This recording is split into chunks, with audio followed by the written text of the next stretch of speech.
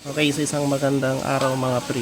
So ganito ang mangyayari sa valve train parts natin kapag baliktad ang ating valve spring. So ito is baliktad po yung valve spring nya, no? Ang mangyayari kasi dito, hindi na maganda yung spring oscillations. So yung biglang pagbaba at pagtaas ng spring po natin.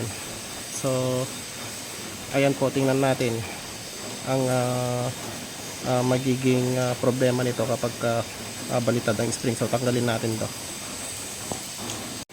Okay, so ayan mga piri, tingnan nyo yung kanyang adjusting screw. So hindi maganda yung pagkapudpud yun ng ating adjusting screw. So ayan, ayan. Okay, so ayusin natin to. Ayan, and then ito is babalitarin din natin yan. So babaklasin natin yung, o kahit di na natin baklasin ang head nito mga pre, no? Ayan, so baklasin na lang natin para makita natin yung ano nya, problema pa niya.